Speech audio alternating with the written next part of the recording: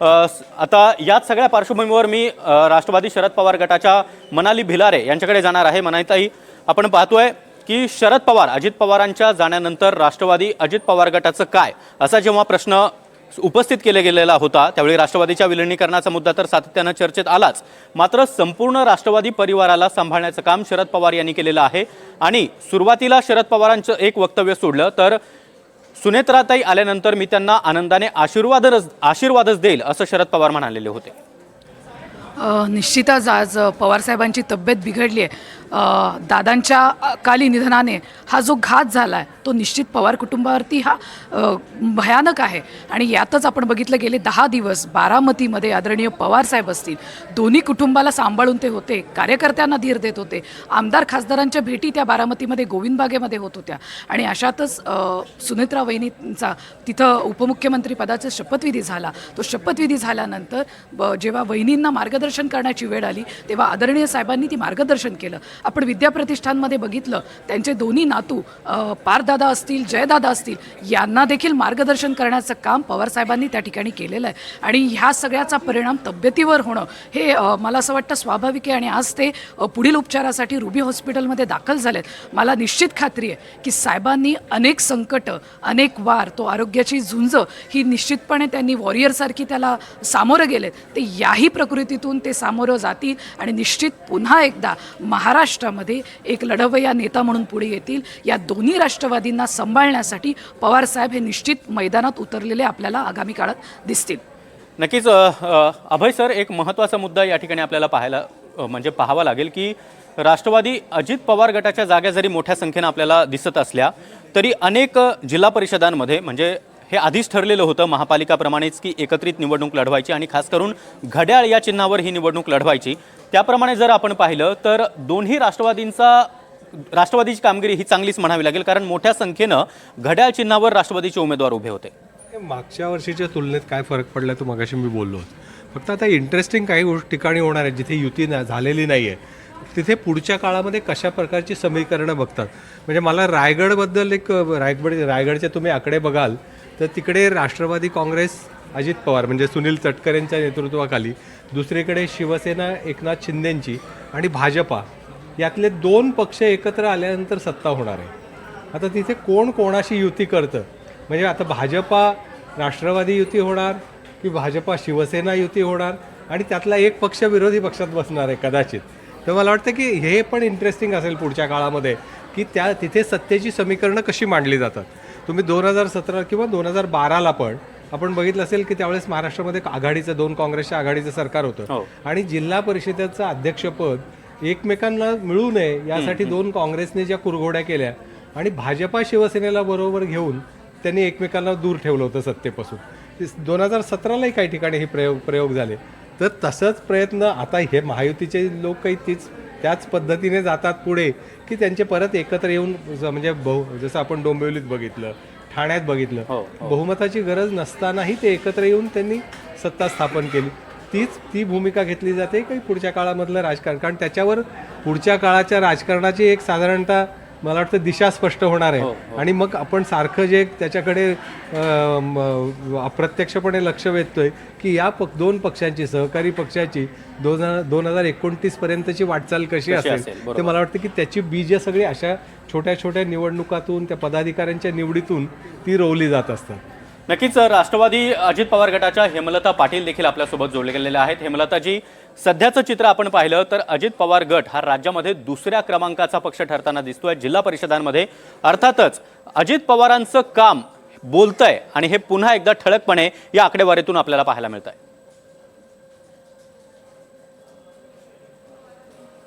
नाही, आपण म्हटलं ते बरोबर आहे। अजित पवार हे असं एक नेतृत्व होतं की ग्रामीण प्लस शहरी, म्हणजे शहरी भागाचा सुद्धा ते एक चेहरा होते आणि ग्रामीण भागाचा तर चेहरा होते। म्हणजे पुणे महानगरपालिका असेल, पिंपरी महानगरपालिका असेल आणि ह्या महानगरपालिकेच्या सगळ्या सुधारणा, म्हणजे अगदी रिंग रोडपासून ट्रॅफिक समस्या, कचऱ्यांची समस्या, अगदी छोट्या छोट्या गोष्टीमध्ये ते जे लक्ष देत होते, बारामती महानगरपालिकेमध्ये जे लक्ष देत होते, ते बघता एक शहरी चेहरा आणि ग्रामीण भागातल्या तर सर्वच प्रश्नांची त्यांना जाण होती। त्यामुळं सर्वसमावेशक शहरी आणि ग्रामीण भागाला चालणारा असा एक तो चेहरा होता आणि त्या दृष्टीने त्या एक नेतृत्व म्हणून त्यांच्याकडे बघितलं जायचं. त्यामुळं अजितदादांचं जे नेतृत्व होतं ते शहरी भागात, ग्रामीण भागात सर्वांना आवडणारं असं नेतृत्व होतं आणि त्या दृष्टीने आपण सगळे निकाल बघितले तर त्यांची वाटचाल होती.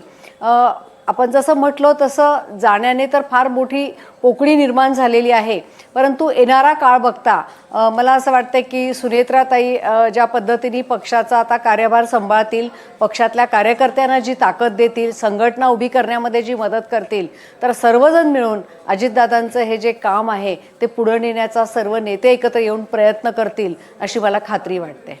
नक्कीच हेमलताजी, शिवसेनेच्या ठाकरे गटाच्या जयश्री शेळके या देखील आपल्यासोबत जोडले गेलेले आहेत.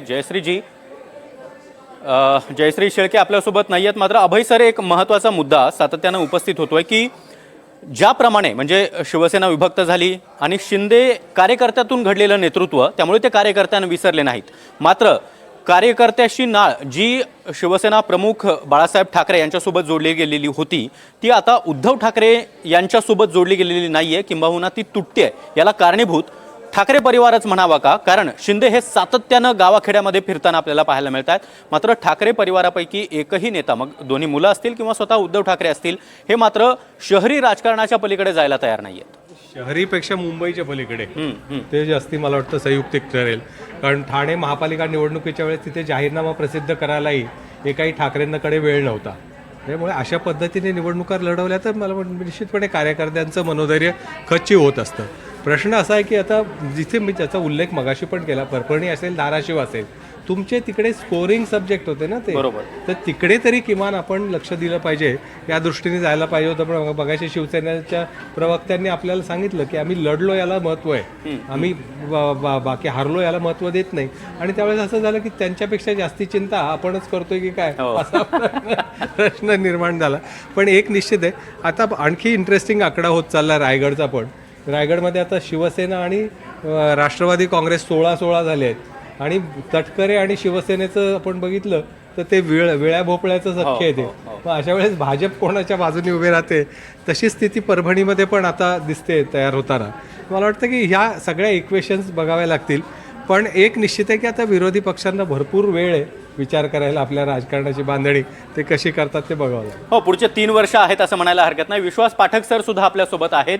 विश्वासजी, भाजपचा हा सर्वात मोठा विजय 2 निवडणुकांच्या नंतरचा, म्हणजे गेल्या 3 निवडणुकांमध्ये भाजप सातत्यानं ही विजयाची कामगिरी जी करत आहे, याला तुम्ही कोणत्या नेत्याला, म्हणजे देवेंद्र फडणवीस तर आहेतच, मात्र भाजपची रणनीती कशा प्रकारे, हे तुम्ही खूप जवळून सांगू शकाल, खूप चांगल्या प्रकारे सांगू शकाल. भाजप कशा प्रकारे जिल्हा परिषदेची निवडणूक लढलं? कारण फडणवीस या संपूर्ण जिल्हा परिषद निवडणुकीमध्ये प्रचारामध्ये कुठेच नव्हते. अजित पवारांच्या निधनानंतर त्यांनी 22 सभा देखील रद्द केलेल्या होत्या. माननीय देवेंद्रजी फडणवीस जरी प्रचारामध्ये रचले तरी ते सातत्याने 2014 नंतर ज्या प्रकारे महाराष्ट्राला नेतृत्व देतात आहे, ज्या प्रकारे काम करतात आहे आणि विकासाची गंगा खालच्या स्थानापर्यंत ज्या प्रकारे करतात आहे, त्याचं हे यश आहे. आता जे आकडे तुम्ही तुमच्याकडे बघतोय तर भाजपाचे, म्हणजे माझ्याकडे जे आकडे आले आहे, भाजपाच्या स्वतःच्या जागा या 300च्या वर गेलेल्या आहे, शिवसेना एनसीपीचे 200च्या वर गेलेले आहे. बरोबर आहे. म्हणजे जवळजवळ 80% जागा या महायुतीला मिळालेल्या आहे. त्याचं कारणच असं आहे की लोक हे आश्वस्त आहेत की समजा महायुतीचं सरकार हे खालपर्यंत आलं, म्हणजे ट्रिपल इंजिनचं सरकार म्हणून काम केलं गेलं तर त्याचा लाभच होईल.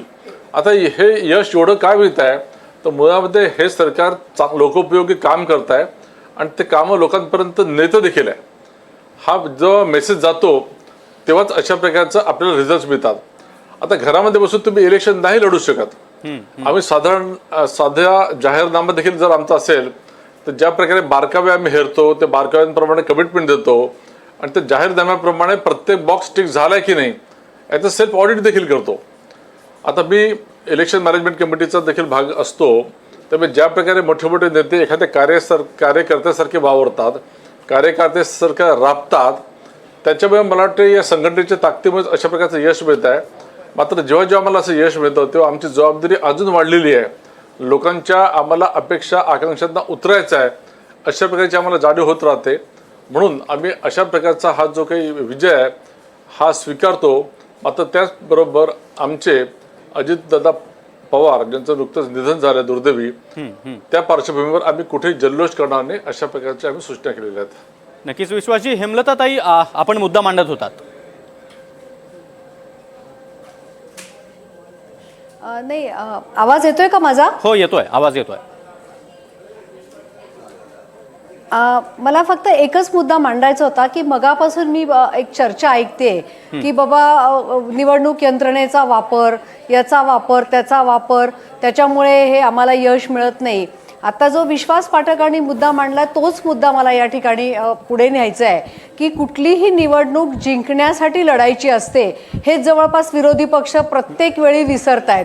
जेव्हा कार्यकर्त्यांच्या निवडणुका असतात तेव्हा काँग्रेस असेल किंवा शिवसेना असेल, कार्यकर्त्यांना अक्षरशः वाऱ्यावरती सोडून देणं, आणि जेव्हा नेत्यांच्या मोठ्या निवडणुका असतात तेव्हा कार्यकर्त्यांना गृहीत धरणं, हे जे आपण बघितलं, याच्यामुळे मला असं वाटतं की या दोन्ही पक्षांची प्रचंड पिछेहाट होते आणि आपल्यामध्ये काय सुधारणा केली पाहिजे हे न बघता, म्हणजे मी भारतीय जनता पक्षाचं एक जवळून बघितलं की निवडून येणारा प्रत्येक उमेदवार हा आपल्या पक्षात आला पाहिजे आणि त्याच्यामध्ये काही चुकीचंही असंही नाही आहे की आपल्याला जर संख्याबळ वाढवायचं आहे, आपल्याला जर सत्तेमध्ये यायचं आहे तर त्यासाठी जी काही मेहनत करावी लागते. अजितदादा ज्या तडफेने प्रचार करायचे, छोट्या छोट्या सभा घ्यायचे, रात्रंदिवस कष्ट करायचे, हे कष्ट करण्याची कुठलीही तयारी ठेवायची नाही आणि उठलं की सुटलं मग विरोधकांवरती हल्ला करायचा. मला असं वाटतं हेच राजकारण कुठेतरी चुकीचं आहे. प्रत्येक निवडणूक म्हणजे निवडणुकीचा बाज हा पूर्णपणे बदललेला आहे आणि त्या सगळ्या पार्श्वभूमीवर अतिशय गांभीर्याने घेण्याचा हा विषय आहे. हे न करता निवडणूक आयोगावरती कुठेतरी दोषारोप करायचा, यंत्रणेवर दोषारोप करायचा, सत्ताधाऱ्यांवर दोषारोप करायचा, हे जोपर्यंत विरोधी पक्ष बदलणार नाही तोपर्यंत मला असं वाटतंय की काही फारसं भवितव्य नाही आहे. गांभीर्याने जर ह्या गोष्टी घेतल्या तरच एक सक्षम विरोधी पक्ष पुढे तयार होईल, अशी सध्या महाराष्ट्रामध्ये परिस्थिती दिसते. नक्कीच हेमलताताई, कुठेतरी कार्यकर्त्यांची निवडणूक ही कार्यकर्त्यांमध्ये जाऊन लढायची असते, नेत्यानं कार्यकर्ता बनून ही निवडणूक लढायची असते, हेच कुठेतरी विरोधक विसरलेत का असा प्रश्न विचारावा लागेल. कारण आकडे बोलतायत आणि हे आकडे हेच सांगतायत की महायुतीनं दमदार कामगिरी केलेली आहे. जिल्हा परिषद आणि पंचायत समिती निवडणुकीमध्ये महायुतीचाच वर्चस्व पुन्हा एकदा आपल्याला पाहायला मिळतोय. तर सर्व मान्यवर आपल्यासोबत जोडले गेलेले होते. अभय सर, एक छोटा मुद्दा असेल तर अगदी थोडक्यात. फक्त लातूरच्या संदर्भात मागच्या वेळेस तिथे भाजपची सत्ता होती, स्पष्ट बहुमतासह. यावेळेस म्हणजे सगळीकडे विजय मिळवत असताना ती जिल्हा परिषद त्यांच्या हातातून जाणार की काय अशी स्थिती साधारणतः आता दिसते. बरोबर. नक्कीच अभय सर, चर्चेमध्ये आपण इथेच थांबतोय. आपण या चर्चेमध्ये सहभागी झाला, त्याचबरोबर मनालीताई, त्याचबरोबर बाहेरून विश्वास पाठक सर आणि